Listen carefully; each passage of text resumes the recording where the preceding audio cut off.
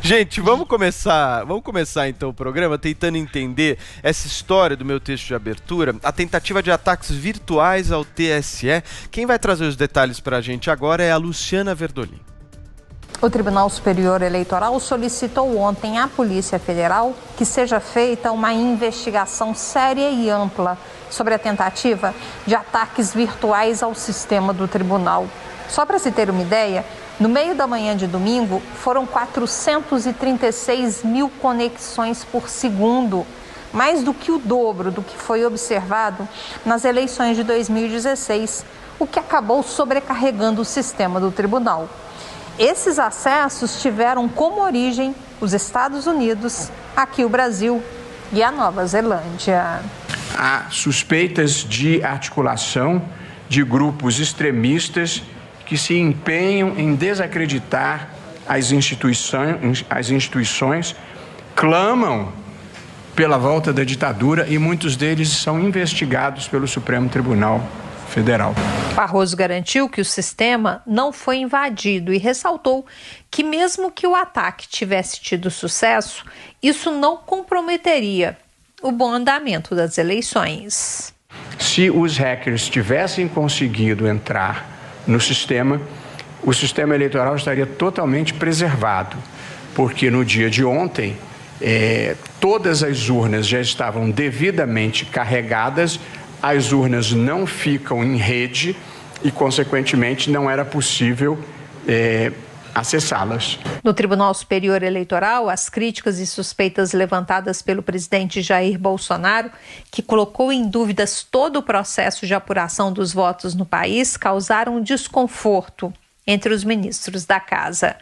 O presidente do tribunal, ministro Barroso, evitou citar diretamente o presidente da República, mas deixou bem claro que não gostou do fato, ao afirmar que nunca cobrou os outros poderes por conta de atrasos. Barroso ainda garantiu que não houve erro, apenas um problema na capacidade de absorção das informações do supercomputador, que vai custar 26 milhões de reais nos próximos 48 meses. Até 2018, a totalização era de responsabilidade de cada TRE, que repassava aqui ao TSE os valores já fechados. O presidente do tribunal, no entanto, descarta a possibilidade de voltar ao sistema antigo e afirma que o objetivo no momento é garantir uma maior eficiência na totalização, apesar de Barroso ter afirmado que não existe fragilidade no sistema eleitoral brasileiro. A única coisa que aconteceu foi o carro precisou dar uma parada no box, voltou para a pista e nós chegamos ao final da corrida com grande sucesso. Portanto, não há nenhuma razão para desacreditar do sistema que está aí desde 1996 e que no mesmo dia em que ocorrem as eleições com 113 milhões de eleitores foi capaz de divulgar o resultado. O ministro ainda comemorou o fato de que mesmo no meio de uma pandemia, os eleitores foram às urnas. A abstenção foi de 23,14%, considerada pequena pelo tribunal, uma vez que as previsões mostravam a possibilidade da abstenção chegar a 50%. De Brasília, Luciana Verdolim. Tá aí Zé Maria Trindade, o ministro Barroso vendo motivação política.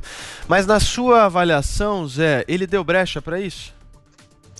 Deu sim, ao atrasar. O Paulinho, só para dizer que algumas pessoas disseram que eu me pareço com o Obama, então já tem o Obama aqui no Caraca, vamos ter que fazer o comparativo, hein? Abre uma tela aí com o Obama do lado. Olha, o Zé Maria Trindade, depois dessa, eu e Paula Carvalho aqui precisamos pedir à nossa audiência que está no Twitter aquelas montagens maravilhosas que são feitas, né, Paulinha, que misturam pessoas. É necessário, Quem é necessário. puder fazer, por favor, Zé Maria Trindade mais Zé Obama, Zé Bama, e ver o que sai disso, por favor, ao final do programa a gente exibe. Agora sim, Zé Maria Trindade ou Zé Bama, fique à vontade. Olha, a história é a seguinte, houve um ataque de hackers não para roubar mensagens, mas para derrubar o sistema, né? esse ataque ele usa computadores robôs. Qualquer computador pode estar sendo usado para fazer esse tipo de entrada no sistema do TSE e depois sai. E esse grande volume, né, essa grande demanda acaba derrubando o sistema. Agora, é bom lembrar que é o seguinte, são 3 fases na eleição. A primeira fase é a votação na máquina eletrônica, né, de votar, que a urna eletrônica, que já chega com os dados. Quais são os dados? Os nomes dos eleitores implantados, né, e os nomes dos candidatos possíveis naquela sessão eleitoral. Tá.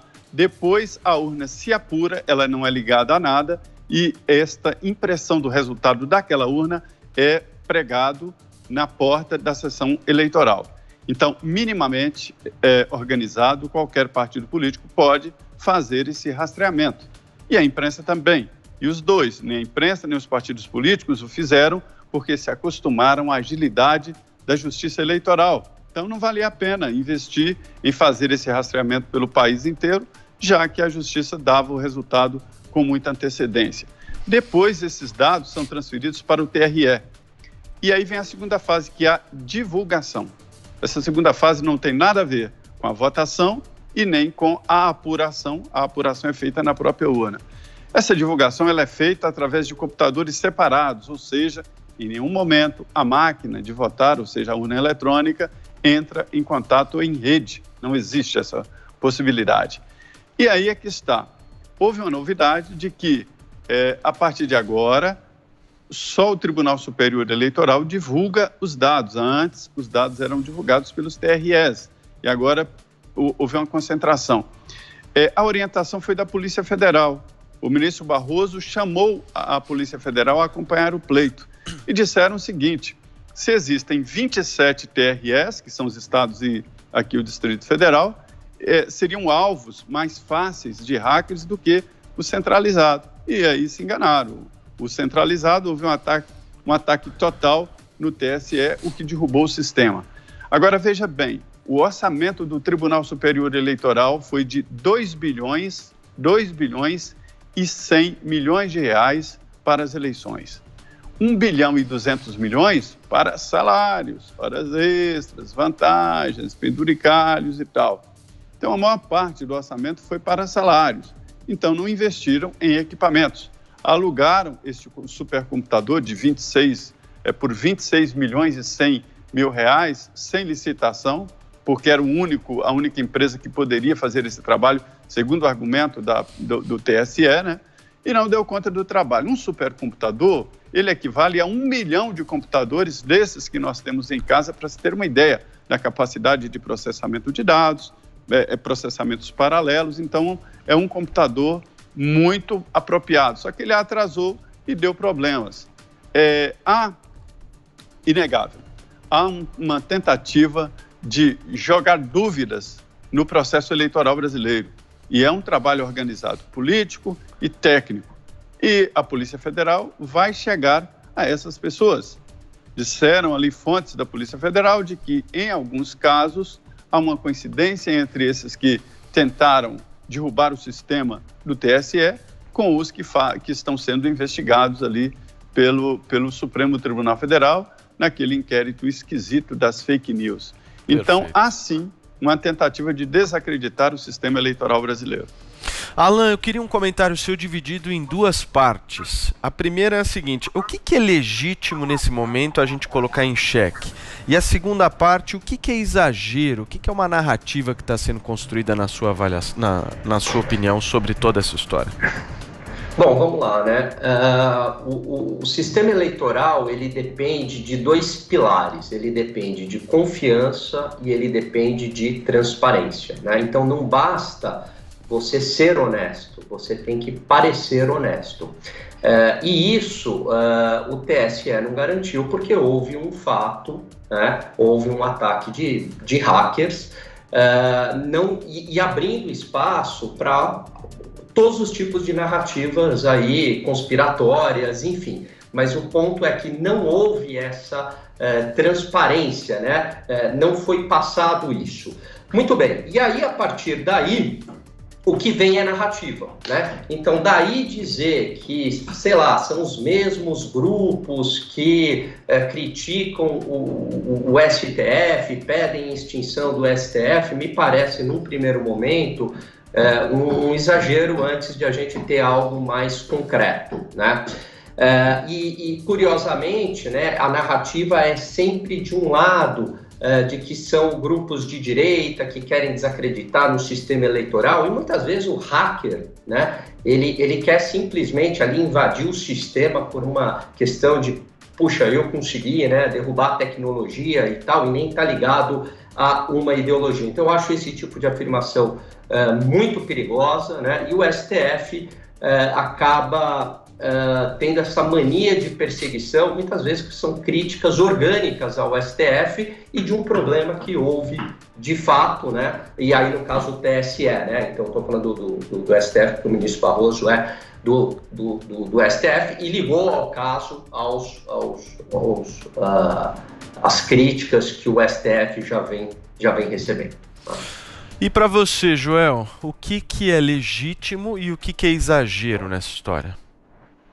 Vamos lá, o que é legítimo? É legítimo questionar a decisão do TSE de fazer essa mudança para apuração e divulgação centralizada dos votos, dos resultados das eleições. A mudança em si, ok, mas tê-la feito sem ter a devida capacidade de lidar com possíveis problemas que poderiam ter surgido. Eu acho que agora o Barroso tem explicado muito bem, inclusive. Ele tem dito com muita clareza, e o que é verdade, que essa demora, essa trava por causa de ataques hackers, nada disso chega nem sequer perto de alterar os resultados das urnas, porque as urnas não estão conectadas online. Esses ataques, no máximo, travam ali o sistema de divulgação do TSE dos resultados, que de fato demorou algumas horas a mais. Então, o que pode ser criticado, acho que foi isso. O TSE ele fez uma mudança e não tinha se preparado para todos os possíveis imprevistos ou obstáculos que ele iria encontrar, inclusive esse uso da má-fé. Sim, parece que foi uma atitude criminosa contra a justiça eleitoral, mas mesmo assim ela devia estar preparada, porque ela sabe que tem muita gente mal intencionada aí, então ela devia ter estado preparada para isso, e no momento que aconteceu poderia ter se comunicado com mais presteza e mais clareza também. Acho que essa crítica é válida. O que é exagero? O exagero é tirar disso que aconteceu qualquer tipo de conclusão de que a nossa votação, portanto, teria sido insegura, que os votos não foram realmente esses, ou que as eleições foram fraudadas.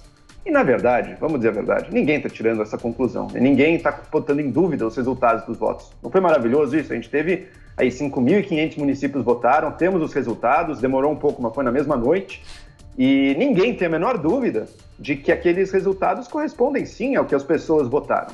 Então, o sistema eleitoral do Brasil não está em xeque, não está sendo colocado em dúvida de maneira relevante. Mas, aí é sempre que eu retorno, existe todo um lado, uma das franjas extremas do espectro político brasileiro, hoje em dia é a extrema-direita, que está apostando tudo na narrativa de que as urnas são fraudáveis e que sempre que eles perdem, o primeiro reflexo deles é dizer, foi fraude. Isso vale nos Estados Unidos, como o Trump fez, e vale aqui no Brasil. Você viu Carla Zambelli e Bia Kicis, duas deputadas federais, levantando a bola da possibilidade de fraude. Isso para não falar nas dezenas aí de influenciadores do bolsonarismo, da extrema-direita, que também sempre voltam com esse papinho de fraude. E o mais tenebroso de tudo, isso é algo que o Barroso levantou na fala dele, está sendo investigado pela Polícia Federal. Será que esses ataques hackers para travar o sistema de divulgação têm ligação com os grupos de extrema-direita e os influenciadores bolsonaristas? Daí é gente que está realmente empenhado numa tentativa de golpe. É gente que não está só tentando vender uma narrativa mentirosa para a população. É gente que está tentando sabotar o sistema para criar a sua narrativa mentirosa. Isso é gravíssimo, tem que ser investigado. Eu, infelizmente, conhecendo o caráter dessas pessoas, não duvido nada de que eles poderiam fazer isso. Tem que ver se de fato fizeram, que as investigações corram aí, que a Polícia Federal chegue logo aos responsáveis por esse ataque criminoso feito contra a nossa justiça eleitoral.